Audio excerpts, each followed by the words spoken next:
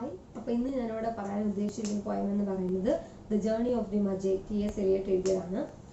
അപ്പം poet T.S. Eliotനെ കുറിച്ച് പറയുകയാണെന്നുണ്ടെങ്കിൽ അദ്ദേഹത്തിൻ്റെ ലൈഫ് സ്പാൻ എന്ന് പറയുന്നത് 1888 to 1965 ആണ്. ഇദ്ദേഹത്തിൻ്റെ വർക്ക് പ്ലേസ് എന്ന് പറയുന്നതും എഡ്യൂക്കേഷനൊക്കെ കംപ്ലീറ്റ് ചെയ്തിരിക്കുന്നതൊക്കെ യുണൈറ്റഡ് സ്റ്റേറ്റ്സിലാണെന്നുണ്ടെങ്കിലും ഇദ്ദേഹം ജീവിച്ചത് ഇംഗ്ലണ്ടിലാണ്. ഇദ്ദേഹം ഒരുപാട് പോയട്രിയും ക്രിറ്റിസിസവും വേഴ്സ് ഡ്രാമാസും എസ്സേസും ഒക്കെ ഒരുപാട് എഴുതിയിട്ടുണ്ട്. എന്നാൽ തന്നെ ഇദ്ദേഹത്തിൻ്റെ ഒരു സ്റ്റൈൽ നമ്മളെടുത്ത് നോക്കുകയാണെന്നുണ്ടെങ്കിൽ ഒരു ട്രഡീഷണൽ പോയട്രിയുടെ സ്റ്റൈലിൽ നിന്നും തീമിൽ നിന്നും ടെക്നിക്കിൽ നിന്നും ഒക്കെ മാറിയിട്ട് ഇദ്ദേഹം ഒരു മോഡേണിറ്റിയുടെ അല്ലെങ്കിൽ മോഡേൺ പോയറ്റിൻ്റെ ഒരു രീതിയിലേക്ക് മാറുകയാണ് ഉണ്ടായത്. അപ്പോൾ ഇദ്ദേഹത്തിന് ഏറ്റവും കൂടുതൽ ഫെയിം നേടിക്കൊടുത്തൊരു വർക്കാണ് ദ വേഴ്സ് ലാൻഡ് എന്ന് പറഞ്ഞിട്ട്. അതാണ് 20th സെഞ്ച്വറിയിലെ ഒരു ഗ്രേറ്റസ്റ്റ് പോയറ്റ് എന്ന നിലയിൽ ഇദ്ദേഹത്തിനെ കൺസിഡർ ചെയ്യാൻ പറ്റുന്ന ഒരു വർക്കായിരുന്നു. ഇദ്ദേഹത്തിൻ്റെ മേജർ വർക്കായിരുന്നു ദ വേഴ്സ് ലാൻഡ് എന്ന് പറയുന്നത്. ഇദ്ദേഹത്തിൻ്റെ മെയിൻ വർക്ക്സ് ആണ് Ash Wednesday, the Sacred Wood, the Family Reunion, ഇനി പറഞ്ഞ ദ വേഴ്സ് ലാൻഡ്. ഇതൊക്കെ ഇദ്ദേഹത്തിൻ്റെ മെയിൻ വർക്ക്സ് ആണ്. 4 ക്വാർട്ടേഴ്സ് അതിലൊരു ഇമ്പോർട്ടൻ്റ് ആയിട്ടുള്ള ഒന്നാണ്. പിന്നീട് ഇദ്ദേഹത്തിന് 1948 നോബൽ പ്രൈസ് ഒക്കെ കിട്ടിയിട്ടുണ്ട്.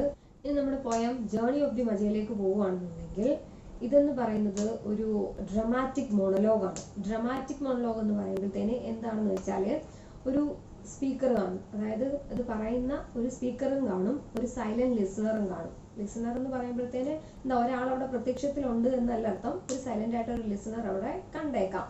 ഇതില് സ്പീക്കർ എന്ന് പറയുന്ന ഒരാൾ ഇരുന്ന് പറയുകയാണല്ലോ, അപ്പൊ അയാൾ ആ സ്പീച്ച് നടത്തുമ്പോൾ അയാൾ ലൈഫിൽ ഒരു ക്രിട്ടിക്കൽ സിറ്റുവേഷനിലോ മറ്റോ അനുഭവിച്ച കാര്യങ്ങളോ അല്ലെങ്കിൽ ഒരു ക്രിട്ടിക്കൽ സിറ്റുവേഷനിൽ ഇരിക്കുമ്പോൾ ഉള്ള അനുഭവമോ അതെന്തെങ്കിലുമൊക്കെ ഷെയർ ചെയ്യുമ്പോഴായിരിക്കും ഈ ഡ്രമാറ്റിക് മോണോലോഗ് എന്ന് പറയുന്നത്. ജേർണി ഓഫ് ദി മജൈ എന്ന് പറയുന്ന ഈ പോയത്തിന്റെ തീം എന്താണെന്ന് വെച്ചാൽ സ്പിരിച്വൽ ക്വസ്റ്റ് ആൻഡ് റീജനറേഷൻ ആണ്. അതായത് ആത്മീയതയോടുള്ള അഭിനിവേശവും റീജനറേഷൻ, പുനരുൽപ്പത്തി, ഇതിനെയൊക്കെ കുറിച്ചുള്ളതാണ് ഇതിലെ തീം എന്ന് പറയുന്നത്. ഇതൊരു ബിബ്ലിക്കൽ സ്റ്റോറിയെ ബേസ് ചെയ്ത് എഴുതിയ പോയമാണ്. ബിബ്ലിക്കൽ സ്റ്റോറി എന്ന് പറയുമ്പോഴത്തേന് നമുക്ക് എല്ലാവർക്കും കേട്ട് പരിചയമുള്ളൊരു കഥയാണ്. ജീസസ് ക്രൈസ്റ്റിന്റെ ജനന സമയത്ത് അദ്ദേഹത്തിനെ കാണാനായിട്ട് യാത്ര പുറപ്പെടുന്ന 3 വൈസ് മെന്നിന്റെ കഥ. 3 വൈസ് മെന്നിന്റെ കഥ നമുക്ക് പഠിക്കാനില്ല. അപ്പൊ ആ യാത്ര ചെയ്തതിന് ശേഷം അതിൽ ഒരു വൈസ് മാൻ, ഈ മജൈ എന്നതുകൊണ്ട് ഉദ്ദേശിക്കുന്നത് പ്രവാചകൻ എന്നാണ്. അപ്പൊ അതിലൊരു പ്രവാചകൻ അവര് നടത്തിയ ആ യാത്രയെ കുറിച്ച് വീണ്ടും റീകോൾ ചെയ്യുകയാണ്. ആ ഒരു അനുഭവം നമ്മളോട് ഷെയർ ചെയ്യുകയാണ്. അപ്പൊ ഈ യാത്ര എന്ന് പറയുമ്പോഴത്തേന് ഇവർ നടത്തിയ യാത്ര ഒരിക്കലും ഒരു സിമ്പിൾ ആയിട്ടുള്ള ഒരു യാത്രയേ അല്ലായിരുന്നു. അത് അവർ ഒരുപാട് പ്രയാസങ്ങൾ അനുഭവിച്ച് നടത്തിയ ഒരു യാത്രയായിരുന്നു. ഈ പറഞ്ഞ ജീസസ് ക്രൈസ്റ്റിനെ കാണാൻ പോവുക എന്ന് പറയുന്നത്.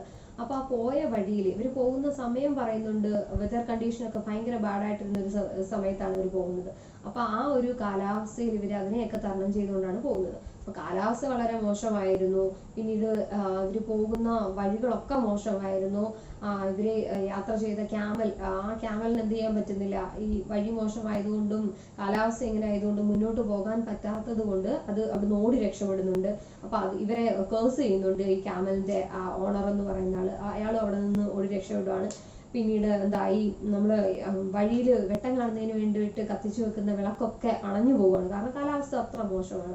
ഇതെല്ലാം അവർക്ക് ബാഡ് ആയിട്ടുള്ള കണ്ടീഷനായിരുന്നു അന്ന് ആ യാത്രയിലൂടെ നീങ്ങാം.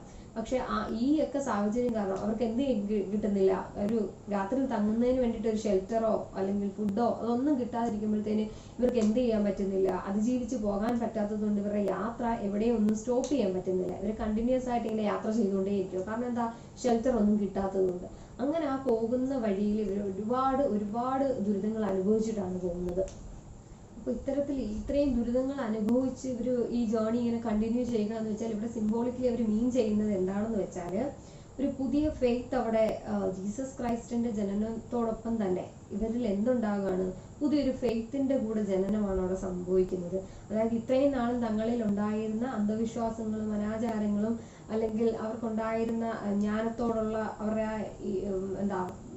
മറവിയും എല്ലാം തന്നെ മാറിയിട്ട് പുതിയ ഒരു സ്പിരിച്വാലിറ്റിയിലേക്ക് അവർ കടക്കുകയാണ് എന്നുള്ളതാണ് ഇതിന്റെ സിംബോളിക് മീനിങ്. ഇപ്പൊ നമ്മളോട് പറയുമ്പം എക്സ്റ്റേണലി നമ്മളോട് പറയുന്നത് അവരുടെ ഒരു യാത്ര നടത്തി യാത്രയിൽ നേരിട്ട ദുരിതങ്ങൾ. പക്ഷെ ഇന്റേണലി ഇതിന്റെ മീനിങ് എന്താണ്, ആ യാത്ര എന്നത് അവർ ഉദ്ദേശിക്കുന്നത് തങ്ങളിൽ ഉണ്ടായിരുന്ന വിശ്വാസത്തിന്റെ ചേഞ്ചാണ്. ഉണ്ടായിരുന്ന ആ ഒരു അന്ധവിശ്വാസത്തിൽ നിന്ന് മാറിയിട്ട് ആത്മീയതയിലേക്ക്, സ്പിരിച്വാലിറ്റിയിലേക്ക് അവർ കടക്കുകയാണെന്ന് സൂചിപ്പിക്കുകയാണ് ഈ യാത്രയുടെ ഇതിലൂടെ അവർ പറയുന്നത്. അങ്ങനെ അവർ ഈ യാത്ര തുടർന്ന് പോകുന്നു. ഒരുപാട് കഠിനതയൊക്കെ കഴിഞ്ഞ് ഒരു യാത്ര തുടരുവാണ്, നിർത്തുന്നില്ല. അങ്ങനെ പക്ഷെ ഇതിനിടയ്ക്ക് തന്നെ അവർ ചിന്തിക്കുന്നുണ്ട് തങ്ങൾ ഈ ചെയ്തത് ഒരു മണ്ടത്തരമായി പോയെന്ന്. കാരണം അവർ ഒരുപാട് കംഫർട്ടബിൾ ആയിട്ടുള്ള കാര്യങ്ങളൊക്കെ ത്യജിച്ചിട്ടല്ലേ ഇങ്ങോട്ട് വന്നത്. സുഖമായിരുന്നു കഴിഞ്ഞിരുന്ന ആ ഷെൽട്ടറൊക്കെ വിട്ടിട്ട് അവർ ഈ ഒരു യാത്രയിലേക്ക് വരികയല്ലേ ചെയ്തത്. ഇടയ്ക്ക് വെച്ച് അവർ പറയുന്നുണ്ട് എന്താ തങ്ങൾ കാണിച്ചത് ഒരു മണ്ടത്തരമായി പോയി എന്ന്. അവിടെ എന്താ ഉദ്ദേശിക്കുന്നതെന്ന് വെച്ചാൽ ഈ വേൾഡ്ലി തിങ്സിനോട് അവർക്കുള്ള ഒരു എന്താ ഇപ്പോഴുമുള്ള ആ ഒരു മനുഷ്യന്റെ സ്വഭാവത്തെ കാണിക്കുകയാണ്. അവർക്ക് എപ്പോഴും ഇമ്പോർട്ടൻസ് എന്ന് കൊടുക്കുന്നത് എന്തിനാണ്? ഈ പറഞ്ഞ വേൾഡ്ലി തിങ്സിനാണ്. അതിലൂടെയായിരുന്നു അവർ യാത്ര ചെയ്തുകൊണ്ടിരുന്നത്. പതിയെ പതിയെ അത് മാറി വരുന്നതായിട്ടാണ് കാണുന്നത്. അത്തരത്തിൽ ഇവർ ഈ യാത്ര തുടർന്ന് കഴിഞ്ഞു. കുറെ കഴിയുമ്പോഴത്തേന് അവർ എത്തിച്ചേരുന്നത് എവിടെയാണ്? ഈ പറഞ്ഞതിൽ നിന്നെല്ലാം വ്യത്യസ്തമായിട്ട് ഒരു പുതിയ വാലിയിലേക്ക് എത്താണ്. അവിടെ എത്തുമ്പോഴത്തേന് ഇവർ കാണുന്നത് വെജിറ്റേഷൻ ആണ്. അതായത് എന്താ ഒരുപാട് പച്ചപ്പൊക്കെ കാണുന്ന ട്രീസും പ്ലാന്റ്സും ഒക്കെ ഉള്ള ഡെസേർട്ട് എന്നുള്ളൊരു ഇതിൽ നിന്ന് മാറിയിട്ട് നല്ലൊരു സ്ഥലത്തേക്ക് ഇവർ എത്തപ്പെടുകയാണ്. അവിടെ എത്തുമ്പോഴത്തേന് ഇൻഡയറക്ട്ലി അവിടെ എന്താ മീൻ ചെയ്യുന്നത്? ഇവരുടെ ഫെയ്ത്ത് എന്ന് പറയുന്നത് മാറി പുതിയ ഒന്നിലേക്ക് തുടക്കം കുറിച്ചു. അവിടെ വെച്ചിട്ട് പിന്നീട് അവർക്ക് യാത്ര എന്താകുകയാണ്? ഈസി ആയിട്ട് പോവുകയാണ്. അവരുടെ ലക്ഷ്യത്തിലേക്ക് അടുത്തുകൊണ്ടിരിക്കുകയാണ്. പിന്നീട് അവരുടെ യാത്ര അങ്ങനെ കണ്ടിന്യൂ ചെയ്യുമ്പോഴത്തേനും അവർ ഹൊറൈസണിൽ 3 ട്രീസ് കാണുന്നുണ്ട്. 3 ട്രീസ് എന്ന് വെച്ചാൽ മിഡിലായിട്ട് ഒരു ട്രീ, അതിന്റെ അപ്പുറമായിട്ട് മറ്റ് 2 ട്രീസ്. അപ്പൊ ഇത് എന്താണ് സിംബോളിക്കലി മീൻ ചെയ്യുന്നതെന്ന് വെച്ചാൽ ക്രൂസിഫിക്കേഷൻ ഓഫ് ജീസസ് ക്രൈസ്റ്റ് ആണ്. അതായത് 2 തീവ്സിന് അപ്പുറവും ഇപ്പുറമായി നടുവിലായിട്ട് ജീസസ് ക്രൂസിഫൈ ചെയ്യുന്ന ഒരു സീൻ ഉണ്ടല്ലോ. അതാണ് ഇവർ സിംബോളിക്കലി ഈ 3 ട്രീസ് കൊണ്ട് ഉദ്ദേശിക്കുന്നത്. അപ്പൊ അത് ബിബ്ലിക്കൽ സ്റ്റോറീസ് ഒരുപാട് ഇതിനിടയ്ക്ക് മെൻഷൻ ചെയ്യുന്നുണ്ട്. അപ്പൊ ഇതാണ് ഒരു കാര്യം. ഇതും കണ്ടിട്ട് അവർ പിന്നെയും തന്റെ യാത്ര തുടരുകയാണ്. തുടരുന്ന വഴിയിൽ അവർ പിന്നെ എത്തിച്ചേരുന്നത് കുറച്ച് റഫിയൻസ് എന്ത് ചെയ്യുന്നുണ്ട്? ഒരു മദ്യശാലയുടെ മുന്നിൽ അവർ എത്തിച്ചേരുമ്പോഴത്തേന് കുറച്ച് ദുഷ്ടന്മാരായ കുറെ ആൾക്കാരിരുന്ന് മദ്യപിക്കുന്നതും ചീട്ട് കളിക്കുന്നതും ഒക്കെ കാണുന്നുണ്ട്. അവരോട് ഇവര് ഈ ജീസസ് ക്രൈസ്റ്റിന്റെ ബത്ലഹേമിനെ കുറിച്ച് ചോദിക്കുന്നുണ്ടെങ്കിലും അവര് ഇതിനെക്കുറിച്ചൊന്നും പറയുന്നില്ല. ഈ റഫിയൻസ് എന്ന് പറയുന്നത് ഏകദേശം 6 പേരായിട്ട് അവിടെ പറയുന്നത്. ഈ 6 പേര് എന്താണ് ഉദ്ദേശിക്കുന്നത്? ബിബ്ലിക്കൽ സ്റ്റോറിയിൽ 6 ജൂതന്മാരെ കുറിച്ച് പറയുന്നുണ്ട്. അതാണ് ഇവിടെ ഈ 6 റഫിയൻസ് എന്ന് പറയുന്നത്. റഫിയൻസ് എന്ന് പറയുമ്പോഴത്തേന് എന്താ ദുഷ്ടന്മാരായ എന്നുള്ള മീനിങ്ങിലാണ് ഉദ്ദേശിക്കുന്നത്. അപ്പൊ അതും കഴിഞ്ഞിട്ട് അവരിങ്ങനെ മുന്നോട്ട് പോവുകയാണ്. പോയി അവരെവിടെ എത്താറായി? ലക്ഷ്യസ്ഥാനത്തേക്ക് എത്താറാവുകയാണ്. ഇതിനിടയിൽ അതിൽ പറയുന്നുണ്ട് എന്താ ലിൻഡിൽ വളർന്നു വരുന്ന ഗ്രൂ ചെയ്തുകൊണ്ടിരിക്കുന്ന വൈൻ ട്രീസിനെ കുറിച്ച് എന്ന് പറയുന്നുണ്ട്. ആ ഒരു ലൈൻ കൊണ്ട് ഉദ്ദേശിക്കുന്നത് എന്താണെന്ന് വെച്ചാൽ വൈൻ എന്ന് ഇവിടെ മീൻ ചെയ്യുന്നത് ആരെയാണ്? ജീസസ് ക്രൈസ്റ്റിനെയാണ്. കാരണം ജീസസ് ക്രൈസ്റ്റ് ബൈബിളിൽ പറയുന്നുണ്ട് ഐ ആം ദ വൈൻ എന്നൊരു ഇത് പറയുന്നുണ്ട്. വൈൻ എന്നത് ഉദ്ദേശിക്കുന്നത് എന്തിനെയാണ്? സാൽവേഷനിലേക്കുള്ള ഒരു വൈനായിട്ടാണ് ജീസസ് ക്രൈസ്റ്റിനെ കാണുന്നത്. അതായത് മുക്തി നേടുന്നതിലേക്കുള്ള ഒരു ചവിട്ടുപടിയായിട്ടാണ് ആരെ കാണുന്നത്? ജീസസ് ക്രൈസ്റ്റിനെ കാണുന്നത് എന്നുള്ളൊരു ബിബ്ലിക്കൽ സ്റ്റോറി കൂടെ അവിടെ മെൻഷൻ ചെയ്യുന്നുണ്ട്. ഇത്തരത്തിൽ യാത്ര തുടർന്ന് അവരുടെ ലക്ഷ്യസ്ഥാനത്ത് അവർ എത്തുകയാണ്. എവിടെയാണ്? ബത്ലഹേമില് ജീസസ് ക്രൈസ്റ്റിന്റെ മുന്നിൽ എത്തുകയാണ്. അവരുടെ ലക്ഷ്യസ്ഥാനത്തിൽ എത്തുക എന്നതുകൊണ്ട് ഇവിടെ ഉദ്ദേശിക്കുന്നത് എന്താണ്? അവരുടെ കറക്റ്റായ എയിമിൽ എത്തി എന്നാണ് പറഞ്ഞത്. ആ എയിം ഇവിടെ എന്താണ്? സ്പിരിച്വാലിറ്റിയിലേക്ക്, അവരുടെ പുതിയ ഫെയ്ത്തിലേക്ക് അവർ എത്തപ്പെട്ടു എന്നാണ് കാണിക്കുന്നത്. അപ്പം ഇത്രയും പറഞ്ഞതിന് ശേഷം ആ മൊണലോഗ് അതിന്റെ ഒരു എക്സ്പീരിയൻസ്, അതിന്റെ പേഴ്സണൽ എക്സ്പീരിയൻസ് എടുത്തു വെച്ച് ചെയ്യുകയാണെന്നുണ്ടെങ്കിൽ അതിൽ വീണ്ടും പറയുന്നുണ്ട് ഈ പറയുന്ന ജേണി എന്ന് പറയുന്നത് വളരെ ഹാർഡായിരുന്നു. ഈ ജേണി എന്താണ് ഉദ്ദേശിക്കുന്നത്? ആത്മീയതയിലേക്കുള്ള അവരുടെ യാത്ര വളരെ കഠിനമായിരുന്നു. അത് കൂടാതെ പറയുന്നുണ്ട് ആ ബർത്ത് എന്ന് പറയുന്നത് ഡെത്തിനെ പോലെ തന്നെ പെയിൻഫുൾ ആയിരുന്നു എന്ന്. ഇവിടെ ഈ ബർത്തും ഡെത്തും ഒക്കെ ഉദ്ദേശിക്കുന്നത് എന്താണെന്ന് വെച്ചാൽ ബർത്ത് എന്ന് ഉദ്ദേശിക്കുന്നത് ന്യൂ ഫെയ്ത്തിനെയും ഡെത്ത് എന്ന് ഉദ്ദേശിക്കുന്നത് ഓൾഡ് ഫെയ്ത്തിനെയാണ്. അപ്പൊ എന്തിന്റെ മരണത്തിലൂടാണ് പുതിയതിന്റെ ജനനം അവിടെ സംഭവിച്ചിരിക്കുന്നത്? ഈ ഓൾഡ് ഫെയ്ത്ത് എന്ന് പറയുമ്പോഴത്തേനും അവരുടെ നല്ലതല്ലായിരുന്ന വിശ്വാസം, അതിന്റെ മരണം അവിടെ സംഭവിച്ചിട്ടാണ് ഇവരെന്തിലേക്ക് കടക്കുന്നത്? പുതിയ ഫെയ്ത്തിലേക്ക് കടക്കുന്നത്. ഈ ജീസസ് ക്രൈസ്റ്റിന്റെ ജനനത്തോടൊപ്പം തന്നെ ഇവരിലെ പുതിയ വിശ്വാസം കൂടെ അവിടെ ജനിക്കുകയാണ്. ഈ 3 വ്യക്തികളും പുതിയൊരു ജീവിതത്തിലേക്ക് കടക്കുകയാണ്. അപ്പൊ ഇതാണ് പോയത്തിന്റെ സമ്മറി എന്ന് പറയുന്നത്. ഇനി ഒന്നുകൂടെ പറഞ്ഞു തരുവാണെന്നുണ്ടെങ്കിൽ ഈ ദ ജേർണി ഓഫ് ദി മജി എന്ന് പറയുന്നത് ഒരു ബിബ്ലിക്കൽ സ്റ്റോറിയെ ബേസ് ചെയ്തുള്ള സ്റ്റോറിയാണ്. ഇതിൽ പറയുന്ന സ്റ്റോറി എന്താണെന്ന് വെച്ചാൽ ജീസസ് ക്രൈസ്റ്റിന്റെ ജനനം കാണാനായിട്ട് യാത്ര തിരിക്കുന്ന 3 വൈസ് മെന്നിന്റെ കഥയാണ്. അവരുടെ യാത്ര എന്ന് പറയുന്നത്, അവരെവിടേക്ക് യാത്ര തിരിക്കുന്നത്? ബത്ലഹേമിലേക്ക്. അപ്പൊ അവരുടെ യാത്ര എന്ന് പറയുന്നത് ഭയങ്കര കഠിനമായതായിരുന്നു. അവർ പോകുന്ന വഴി കാണുന്ന കുറെ കാഴ്ചകൾ കാണുന്നുണ്ട്. ആദ്യം അത് ഭയങ്കരമായിട്ട് അവർ ഒരുപാട് പ്രതിസന്ധികളെ തരണം ചെയ്തിട്ടാണ് പോകുന്നത്.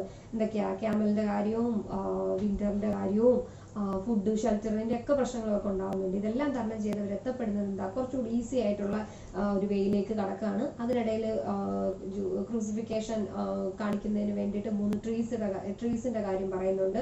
പിന്നീട് ഒരു 6 ജൂദാസിന്റെ കാര്യം പറയുന്നതിന് വേണ്ടിയിട്ട് റഫ്യൻസിനെ കണ്ടുമുട്ടുന്നത് പറയുന്നുണ്ട്. എന്താ ജൂദാസ് അദ്ദേഹത്തിനോട് ചെയ്തതുപോലെ തന്നെ എന്താ സംഭവിക്കുന്നത്, ഇവരും ജീസസ് ക്രൈസ്റ്റിന്റെ അടുക്ക എത്താനായിട്ട് വഴി ഇവർക്ക് കാണിച്ചു കൊടുക്കുന്നില്ല. അപ്പൊ അതൊക്കെ റെപ്രസെന്റ് ചെയ്യുന്നതിന് വേണ്ടിയിട്ടാണ് ഇങ്ങനെയൊക്കെ ഇത് മെൻഷൻ ചെയ്യുന്നത്. പിന്നീട് അവരുടെ പാത കുറച്ചുകൂടി ഈസി ആയിട്ട് മാറുന്നുണ്ട്. അതായത് അവരുടെ ഫെയ്ത്തിലുള്ള സ്പിരിച്വാലിറ്റിയിലേക്ക് അവർ പോയിക്കൊണ്ടിരിക്കുകയാണ്, അതിനോട് അടുക്കുന്നു എന്നുള്ളതിൻ്റെ ഇതാണ് അവരുടെ പാത കുറച്ചുകൂടി ഈസി ആയി പോകുന്നത്. പിന്നീട് എന്താ അവര് ജീസസ് ക്രൈസ്റ്റിനെ കാണുന്നതും അവിടെ വെച്ചിട്ട് ഒരു പുതിയൊരു ജീവിതത്തിലേക്ക് കടക്കുന്നതും, അതായത് ഓൾഡ് ഫെയ്ത്തിന്റെ ഭരണത്തോടൊപ്പം പുതിയൊരു ഫെയ്ത്തിലേക്ക് അവർ കടക്കുന്നതും ഒക്കെയാണ് പറയുന്നത്. വളരെ സിമ്പിളാണ്, ചെറിയൊരു പോയമാണ്. ഇത്രയൊക്കെയുള്ള എൻ്റെ സമ്മറി എന്ന് പറയുന്നത്. അപ്പം മനസ്സിലായി കാണുമെന്ന് വിചാരിക്കുന്നു. ഇഷ്ടപ്പെട്ടെങ്കിൽ ലൈക്ക് ചെയ്യുക, ഷെയർ ചെയ്യുക, സബ്സ്ക്രൈബ് ചെയ്യുക, കമൻറ്റ് കൂടെ ചെയ്യുക. Thank you.